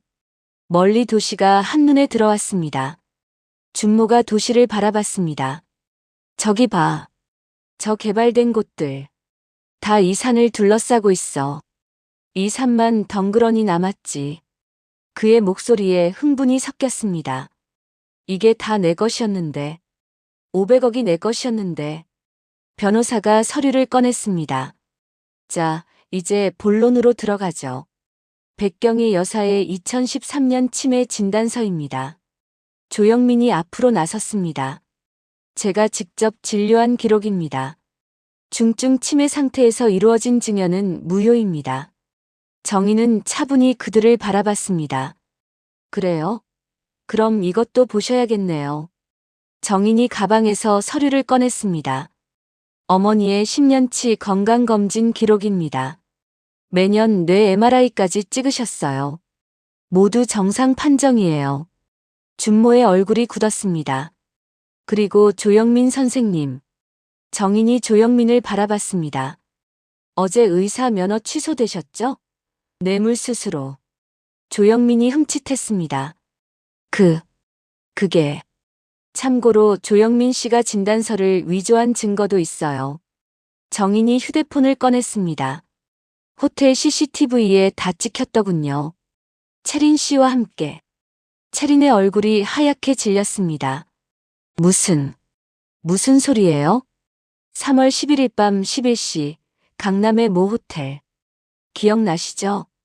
준모가 채린을 돌아봤습니다. 뭐? 호텔? 채린아, 이게 무슨... 채린이 뒷걸음질 쳤습니다. 오빠, 나는 그저... 그때였습니다. 숲에서 누군가 걸어 나왔습니다. 민수 변호사였습니다. 때마침 오셨네요. 민수 변호사가 뒤를 돌아봤습니다. 조영민 씨 계시죠? 뒤이어 경찰 2명이 나타났습니다. 조영민 씨, 진단서 위조 및 뇌물수수 혐의로 체포합니다. 조영민이 무릎을 꿇었습니다. 살려주세요. 전 그저 돈이 필요해서. 준모가 소리쳤습니다. 아니야. 이건 다 거짓말이야. 하지만 이미 판은 기울어져 있었습니다. 정인이 또 다른 서류를 꺼냈습니다. 그리고 이건 10년 전 증여 당시 공증 영상입니다. 어머니가 완전히 정상적인 상태에서 하신 거예요. 태블릿 화면에서 경희의 또렷한 목소리가 흘러나왔습니다. 나 백경희는 정신이 온전한 상태에서 며느리 이정인에게 돌산을 증여합니다. 준모가 비틀거렸습니다. 안 돼. 500억. 내 500억. 채린이 슬그머니 도망가려 했습니다. 어디 가세요? 민수 변호사가 막아섰습니다. 당신도 공범이에요. 조사받으셔야죠. 채린이 준모를 가리켰습니다. 전 몰랐어요. 준모 씨가 시킨 거예요. 전 협박당했다고요. 준모가 믿을 수 없다는 표정으로 채린을 봤습니다. 채린아, 너 맞아. 정희는 조용히 서 있었습니다. 20년의 배신이 이렇게 끝나는구나. 돈 앞에서 무너지는 인간의 추악함을 보면서 준모가 갑자기 웃기 시작했습니다. 다 잃었어. 다 잃었다고. 그는 땅에 주저앉았습니다. 어머니도, 돈도, 모두, 다. 그때 정인의 휴대폰이 울렸습니다. 네, 어머니. 경희의 목소리가 들렸습니다. 끝났니? 네, 끝났어요. 준모가 휘발유를 뿌리며 미친 듯이 웃었습니다. 600억. 내 600억이 제가 되는 거야. 그때 채린이 차분히 말했습니다. 오빠, 그거 진짜 휘발유 맞아? 준모가 멈칫했습니다. 뭐? 어젯밤에 내가 확인했는데 냄새가 이상하더라. 준모가 통 냄새를 맡았습니다. 휘발유가 아니었습니다. 신어였습니다. 불은 붙지만 순식간에 타올랐다가 꺼지는. 누가 바꿔치기를. 준모가 당황하며 주변을 둘러봤습니다. 정인이 조용히 말했습니다. 어머니예요. 뭐? 어머니가 3일 전에 말씀하셨어요. 당신이 뭔가 할 거라고. 준모의 얼굴이 일그러졌습니다. 그 늙은이가. 끝까지. 그때 민수 변호사의 휴대폰이 울렸습니다. 네, 여사님. 네, 지금 상황은.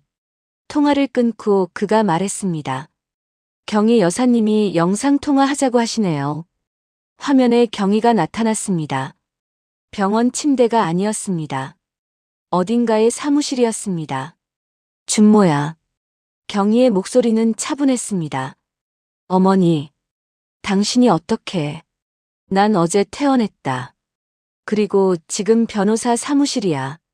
경희가 서류를 들어보였습니다. 이게 뭔지 아니? 준모의 눈이 커졌습니다. 그건 내가 10년 전에 만든 서류지. 날 정신병원에 강제 입원시키려던. 경희가 쓴웃음을 지었습니다. 의사 3명을 매수했더구나. 치매 진단서까지 위조해서. 준모가 무릎을 꿇었습니다. 어머니, 그땐 제가. 그래서 난 선수를 쳤지. 치매인 척 연기를 시작한 거야. 경희의 눈빛이 날카로워졌습니다. 내가 날 가두려 했으니 난 스스로 가둔 척한 거지. 정인도 놀랐습니다. 이런 진실이 있었다니. 경희가 계속했습니다. 그런데 말이야, 준모야. 내가 가장 큰 실수를 했어. 뭐가요? 정인이를 버린 거야. 경희가 다른 서류를 꺼냈습니다. 이건 내가 3년 전에 서명한 거야. 기억나니? 화면에 비친 서류를 보고 준모의 얼굴이 창백해졌습니다. 이건 어떻게. 내가 술 취해서 서명한 거지. 어머니 재산은 모두 며느리에게라고. 경희가 차갑게 웃었습니다. 공증까지 받았어. 내가 술김에 도장까지 찍었거든. 채린이 놀라서 준모를 봤습니다. 뭐야? 당신이 그런 서류에 서명했어? 준모가 절규했습니다. 그건 무효야. 술에 취해서 한 거라고. 그래? 그럼 이것도 무효일까? 어머니는 또 다른 서류를 보여줬습니다. 15년 전 내가 사업 실패했을 때 말이야. 내 도장 훔쳐서 대출 받았지? 정인이 숨을 멈췄습니다. 대출이요? 20억. 내 집 담보로 받았어. 그리고 다 날렸지. 경희의 목소리가 더 차가워졌습니다.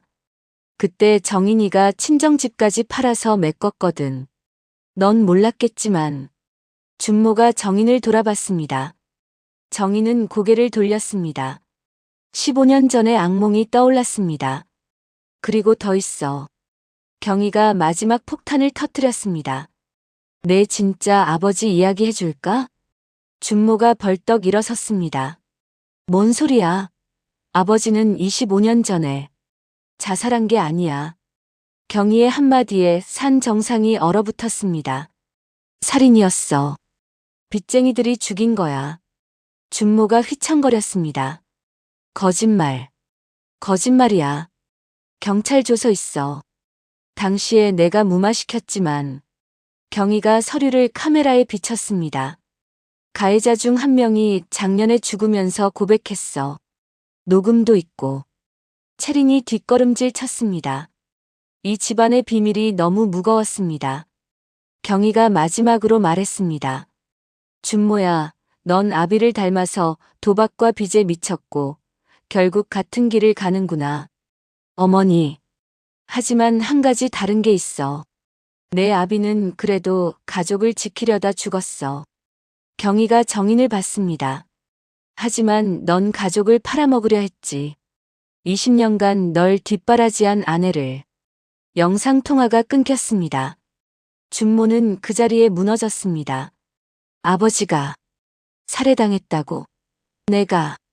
내가 그런 아버지처럼. 산림청이 도착했습니다. 준모는 저항도 없이 끌려갔습니다. 완전히 넋이 나간 상태였습니다. 채리는 이미 도망친 뒤였습니다. 아마 이 집안과 엮이기 싫었을 것입니다. 정인만이 산 정상에 남았습니다. 민수 변호사가 조심스럽게 다가왔습니다. 정인님, 괜찮으세요? 15년 전 일은 정말 잊고 있었어요. 정인의 눈에서 눈물이 흘렀습니다. 친정집을 팔았던 것도 부모님께 죄송해서. 민수 변호사가 정인을 부축했습니다. 이제 끝났습니다. 다 끝났어요. 하지만 정인은 알았습니다. 20년의 비밀이 모두 드러난 지금 진짜 고통은 이제부터 시작일지도 모른다고. 산을 내려가며 정인은 하늘을 올려다봤습니다. 600억이 뭐가 중요할까? 준모가 구치소에 갇힌 그날 밤. 채리는 경찰서에서 조사를 받고 있었습니다. 준모 씨와의 관계는 병원에서 만났어요. 환자와 물리치료사로요. 채리는 능숙하게 거짓말했습니다. 증거가 없었기에 경찰도 더 추궁할 수 없었습니다. 새벽 2시, 채리는 풀려났습니다. 하지만 갈 곳이 없었습니다. 준모와 지내던 모텔도 돈도 아무것도 없었습니다. 처음부터 다시 시작이네. 채리는 편의점에서 컵라면을 먹으며 계산했습니다. 다음 목표를 찾아야 했습니다. 얼마 후, 채리는 부동산 중개소에서 일하기 시작했습니다. 돌산 개발 소식에 부동산이 들썩이고 있었기 때문입니다. 돌산 주변 땅 있으면 무조건 사요. 하루에도 수십 통의 전화가 왔습니다. 그러던 중 한 남자가 중개소를 찾았습니다. 50대 중반, 고급 양복, 롤렉스 시계. 돌산 개발 업체 쪽 정보 좀 얻을 수 있을까요? 중개소 사장이 반갑게 맞았습니다. 아이고, 최 전무님. 어서 오세요. 채린의 귀가 쫑긋했습니다. 전무. 개발 업체. 이쪽은 새로운 직원이에요. 채린 씨. 아, 네. 반갑습니다. 최 전무가 채린을 훑어봤습니다. 채린은 일부러 서류를 떨어뜨렸습니다. 몸을 숙이며 각선미를 드러냈습니다. 최 전무의 시선이 머물렀습니다. 점심시간. 채린은 계산적으로 움직였습니다. 전무님, 커피 한 잔 드릴까요? 아, 그래도 될까? 사무실 탕비실. 채린은 커피를 타며 슬쩍 물었습니다. 돌산 개발. 정말 대박이겠어요. 뭐, 그렇죠. 근데 사실 더 큰 게 있어요. 채린의 손이 잠시 멈췄다가 자연스럽게 움직였습니다. 더 큰 게요? 아, 이런 얘기하면 안 되는데. 채린이 커피를 건네며 손을 스쳤습니다. 저는 비밀 잘 지켜요. 그녀의 눈빛이 묘하게 빛났습니다. 최 전무가 목을 가다듬었습니다. 사실 돌산 옆 야산도 개발 예정이에요. 아직 발표 안 했지만. 정말요? 그쪽까지 하면 1조가 넘을걸요. 채린의 머릿속이 빠르게 돌았습니다. 1조. 이 정보를 어떻게 쓸까? 전무님 정말 대단하세요. 채린이 살짝 몸을 기울였습니다. 이런 큰 프로젝트를 맡으시다니. 최 전무가 헛기침했습니다. 그 정도는 아니고. 겸손하시기까지. 매력적이세요. 순간 분위기가 달라졌습니다. 최 전무가 채린을 보는 눈빛이 변했습니다. 채린 씨, 오늘 저녁에 시간 있어요? 글쎄요. 왜요? 채린이 수줍은 척 웃었습니다. 프로젝트 설명도 하고 식사나 같이. 좋아요. 대신 조용한 곳으로. 그날 밤 강남의 은밀한 룸살롱. 최 전무는 이미 반쯤 취해 있었습니다. 채린 씨, 정말 예뻐요. 전무님도 멋지세요. 채린이 술을 따르며 몸을 밀착시켰습니다. 그런데 정말 궁금해요. 그 야산 개발. 그거. 실은 이미 우리가 다 사들였어요. 최 전무가 채린의 허리를 감쌌습니다. 어머, 정말요? 전무님 회사가요? 아니, 내 개인 명의로. 아는 사람 몇 명이랑. 채린의 눈이 번뜩였습니다. 개인 명의라고. 전무님 정말 대단해요. 채린이 최 전무의 넥타이를 풀었습니다. 이렇게 능력 있는 남자. 좋아해요. 최 전무가 채린을 끌어당겼습니다. 오늘 밤 같이 보낼래요? 좋아요. 대신 채린이 최 전무의 귀에 속삭였습니다. 저도 그 땅에 좀 껴주세요. 최 전무가 멈칫했습니다.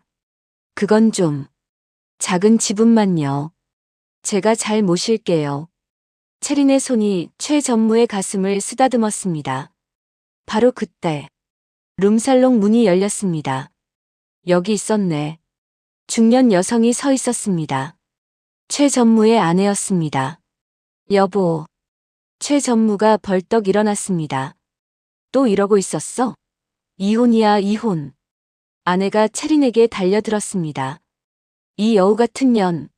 채린은 재빨리 피했습니다. 가방을 들고 룸살롱을 빠져나왔습니다. 실패했네. 하지만 채린은 녹음기를 확인했습니다. 최 전무가 말한 내용이 다 녹음되어 있었습니다. 이 정보를 누구에게 팔까? 채린의 머릿속은 이미 다음 계산으로 가득했습니다. 준모는 감옥에, 정희는 600억을 받았지만 채린의 생존 게임은 계속되고 있었습니다. 준모가 구치소에 간 지 일주일 후 정인과 경희는 처음으로 둘만의 아침을 맞았습니다. 정인아, 일어났니? 경희가 부엌에서 불렀습니다. 20년 만에 처음으로 시어머니가 며느리를 깨운 것입니다. 정희는 믿기지 않아 시계를 봤습니다. 오전 8시. 평소라면 새벽 4시부터 일어나 있었을 시간입니다. 부엌에 나가자 경희가 밥상을 차리고 있었습니다. 앉아. 아침 먹자. 어머니가 차리셨어요? 20년 동안 내가 했으니 이제 내 차례지. 정인의 눈에 눈물이 고였습니다. 단순한 아침상이었지만 20년의 무게가 느껴졌습니다. 어머니, 이제 어떻게 살아야 할까요? 정인이 숟가락을 들며 물었습니다. 글쎄다. 일단 이 집부터 정리하자. 경희가 둘러봤습니다. 너무 크잖아. 둘이 살기엔. 어머니 뜻대로 할게요. 그때 현관벨이 울렸습니다. 민수 변호사였습니다. 좋은 소식이 있어요. 변호사가 서류를 꺼냈습니다. 돌산 보상금 500억 다음 주에 입금됩니다. 정희는 여전히 실감이 나지 않았습니다. 어머니, 이게 뭐예요? 정인이 낡은 앨범을 발견했습니다. 경희가 앨범을 펼쳤습니다. 내 시집 오던 날 사진이네. 젊은 정인과 준모가 웃고 있었습니다. 그때는 정말 행복할 줄 알았던 시절. 참 곱다. 그때 넌. 어머니도 젊으셨네요. 그때 난 널 보고 걱정했어. 너무 착해서 고생할까봐. 경희가 사진을 쓰다듬었습니다. 역시 내 예감이 맞았지. 다음 사진은 10년 전이었습니다. 이건 돌산에서 찍은 거예요? 맞아. 내가 너한테 증여하던 날. 사진 속 경희는 미소 짓고 있었지만 정희는 이제야 그 미소 뒤의 계획을 알 수 있었습니다. 준모가 수감된 지 1년. 체리는 완전히 다른 사람이 되어 있었습니다. 제주도의 한 고급 리조트. 윤서연이라는 이름표를 단 그녀는 요가 강사로 일하고 있었습니다. 머리도 염색하고 살짝 성형도 했습니다. 과거의 체리는 사라지고 없었죠. 서연 선생님, 오늘도 예쁘시네요. 회원들이 인사했습니다. 감사해요. 오늘도 열심히 해봐요. 체린의 눈은 이미 다음 목표를 정하고 있었습니다. 강만수, 58세. 최근 부인을 잃고 매일 요가 클래스에 나오는 남자. 조사해보니 제주도에서 펜션 사업으로 300억을 모은 자산가였습니다. 강 사장님, 오늘 컨디션이 안 좋으신가요? 수업 후 체린이 다가갔습니다. 아, 허리가 좀. 제가 따로 봐드릴까요? 개인 레슨이 효과적이에요. 강만수의 눈이 반짝였습니다. 젊고 아름다운 요가 강사의 제안이었으니까요. 그럴까요? 개인 레슨이 시작됐습니다. 체리는 조금씩 거리를 좁혔습니다. 이렇게 천천히 호흡하세요. 은은한 향수, 부드러운 손길. 외로운 호라비는 금세 빠져들었습니다. 한 달 후. 서연 씨, 저녁이나 같이 할까요? 강만수가 용기를 냈습니다. 어머, 사장님이 저 같은 사람을. 체린이 수줍게 연기했습니다. 고급 레스토랑. 와인이 오가고 분위기가 무르익었습니다. 사실, 아내가 죽고 너무 외로웠어요. 강만수가 속마음을 털어놨습니다. 그런데 서연 씨를 만나고 다시 살고 싶어졌어요. 체린이 강만수의 손을 잡았습니다. 저도 사장님이 좋아요. 그날 밤 강만수의 별장. 체린은 계산했습니다. 오늘 밤에 확실하게 잡아야 해. 하지만 체린은 몰랐습니다. 누군가가 그녀를 지켜보고 있다는 것을. 한편 서울의 교도소. 준모는 많이 변해 있었습니다. 준모야. 면회 온 경희가 아들을 봤습니다. 수염을 깔끔하게 정리하고 살도 조금 쪘습니다. 어머니 오셨어요. 요즘 뭐 하니? 도서관에서 일하고 있어요. 책도 많이 읽고. 준모의 눈빛이 전과 달랐습니다. 욕망 대신 후회가 담겨 있었죠. 정인이한테 쓴 편지 읽어봤다. 경희가 말했습니다. 어떠셨어요? 전보다 낫더라. 사람 말 같았어. 준모가 울컥했습니다. 어머니, 정말 후회해요. 20년을 함께 살았는데. 이제 알았으면 됐다. 경희가 무언가를 꺼냈습니다. 정인이 찍은 사진이었습니다. 복지재단에서 웃고 있는 모습이었죠. 정인이가 요즘 이렇게 산다. 행복해 보이네요. 다행이에요. 준모가 사진을 쓰다듬었습니다. 넌 앞으로 어떻게 살 거니? 조그만 일이라도 하면서 살려고요. 정직하게. 그래. 이제라도 정신 차렸으니. 면회가 끝나고 경희가 일어섰습니다. 1년 남았지? 네. 나올 때 연락해라. 작은 방이라도 구해줄게. 어머니. 하지만 정인이한테는 접근하지 마라. 멀리서 잘 사는 것만 봐. 준모가 고개를 숙였습니다. 네. 그럴게요. 그날 밤 제주도. 체리는 강만수의 별장 금고를 열고 있었습니다. 비밀번호는 역시 부인 생일이네. 금고가 열렸습니다. 현금 5억과 부동산 서류들. 체린의 눈이 반짝였습니다. 그때였습니다. 거기서 뭐 하시죠? 체린이 깜짝 놀라 돌아봤습니다. 강만수가 아니었습니다. 30대 남자가 서 있었습니다. 누구세요? 저는 강만수 사장님 아들입니다. 강태준이라고 하죠. 체린의 얼굴이 하얗게 질렸습니다. 아들이 있었어? 그리고 당신이 누군지도 알아요. 김채린 씨. 채린이 도망치려 했지만 문 밖에는 이미 경찰이 와 있었습니다. 신고했어요. 아버지가 혼자 사는 줄 알았죠? 사실 강태주는 미국에서 살다가 어머니 기일에 맞춰 들어온 것이었습니다. 그리고 아버지 주변을 맴도는 수상한 여자를 눈여겨봤죠. 아버지는 지금 경찰서에 계세요. 미끼였어요, 당신은. 채린이 무릎을 꿇었습니다. 또 실패했구나. 수갑이 채워졌습니다. 채린의 독사 같은 인생도 여기서 끝이었습니다. 다음 날 아침, 정희는 뉴스를 봤습니다. 제주도 리조트 요가 강사, 사기 혐의로 체포. 채린이었구나. 경희가 혀를 찼습니다. 끝까지 못 버리는구나, 그 버릇을. 정희는 복잡한 마음이었습니다. 어머니, 그래도 불쌍해요. 저런 식으로밖에 못 사니. 내가 5천만 원 줬다며. 그것 받았으면 새 출발 좀 하지. 두 사람은 한숨을 쉬었습니다. 어떤 사람은 기회를 줘도 변하지 않는 법이니까요. 2년 후 봄날 아침, 준모가 교도소 정문을 나섰습니다. 3년의 수감 생활이 끝난 것입니다. 아무도 마중 나온 사람은 없었습니다. 하지만 준모는 알고 있었습니다. 그것이 당연하다는 것을. 여기요. 택시 기사가 봉투를 건넸습니다. 어떤 할머니가 주고 가셨어요. 봉투 안에는 주소와 열쇠, 그리고 차키가 있었습니다. 은평구 작은 아파트, 전세 완납, 그리고 지하 주차장. 어머니였습니다. 아파트에 도착하니 20평 남짓한 깨끗한 집이었습니다. 거실 테이블에 편지가 놓여 있었습니다. 준모야. 술에 빠져 살까봐 일을 주겠다. 지하 주차장에 개인 택시가 있다.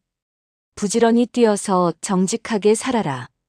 힘든 사람, 아픈 사람들을 태우며 내가 받은 사랑을 나눠주며 살아라. 준모는 지하 주차장으로 내려갔습니다. 반짝이는 은색 소나타. 개인 택시 번호판이 달려 있었습니다. 준모는 차 앞에서 무릎 꿇고 울었습니다. 어머니, 감사합니다. 다음 날부터 준모는 택시 운전을 시작했습니다. 새벽 4시에 일어나 차를 닫고 하루 10시간을 뛰었습니다. 6개월이 지났을 때 준모는 번 돈의 일부를 경희복지재단에 기부하기 시작했습니다. 익명으로 매달 50만 원씩. 1년 후 준모는 단골 손님들이 생겼습니다. 투석 받으러 가는 할아버지, 야간 근무하는 간호사들, 바쁜 학원 강사분들 등 여러 고객들이 많아졌죠. 준모는 그들의 이야기를 들으며 깨달았습니다. 세상에는 돈보다 중요한 게 많다는 것을. 어느 봄날, 경희복지재단 10주년 행사가 열렸습니다. 행사가 끝나고 준모는 조용히 나왔습니다. 복도에서 경희와 마주쳤습니다. 어머니, 왔구나. 네. 열심히 살고 있어요. 그래. 그거면 됐다. 경희가 돌아서는데 준모가 불렀습니다. 어머니, 다음 주 토요일. 시간 되세요? 왜? 밥이라도. 같이 먹고 싶어서요. 정인이도 함께요. 경희가 잠시 생각하더니 고개를 끄덕였습니다. 그래. 오랜만에 셋이 밥이나 먹자. 토요일 작은 한정식집. 20년 만에 셋이 한 테이블에 앉았습니다. 정인아, 그동안. 괜찮아요. 이제 다 지난 일이에요. 정인이 담담하게 웃었습니다. 경희가 두 사람을 봤습니다. 이제야 가족 같구나. 밥을 먹으며 소소한 이야기를 나눴습니다. 준모의 택시 일상, 정인의 재단 이야기, 경희의 문화센터 수업. 어머니가 요즘 스마트폰 배우신대요. 정인이 웃으며 말했습니다. 뭐 시대를 따라가야지. 경희도 웃었습니다. 5년 후, 경희는 90세가 되었지만 여전히 정정했습니다. 매주 수요일이면 정인과 문화센터에 다녔습니다. 어머니, 오늘 뭐 배우세요? 오늘은 꽃꽂이야. 너도 같이 할래? 좋아요. 두 사람은 나란히 앉아 꽃을 꽂았습니다. 20년 시집살이는 이제 어머니와 딸의 일상이 되었습니다. 준모는 여전히 택시를 운전했습니다. 가끔 경희와 정인을 태우고 드라이브를 갔습니다. 돌산이 보이는 곳으로. 저기가 이제는 공원이 됐네. 경희의 시민공원이래요. 어머니 이름을 땄어요. 정인이 자랑스럽게 말했습니다. 내 이름을? 경희가 놀랐습니다. 어머니가 지킨 땅이잖아요. 20년 동안 세 사람은 공원을 걸었습니다. 봄꽃이 만발한 길을 따라. 참 많은 일이 있었구나. 경희가 중얼거렸습니다. 이제는 다 좋은 추억이에요. 정인이 경희의 팔을 꼈습니다. 준모도 어머니의 다른 팔을 잡았습니다. 어머니 감사합니다. 사람으로 만들어주셔서. 경희는 두 사람을 봤습니다. 너희들이 있어서 내 인생도 풍요로웠다. 해가 저물어 갔습니다. 세 사람의 그림자가 길게 늘어졌습니다. 20년의 아픔은 사라지고 이제는 평범한 가족의 모습이었습니다. 안녕하세요, 여러분. 오늘 들려드린 이야기는 어떠셨나요? 20년의 시집살이, 배신과 욕망, 그리고 복수.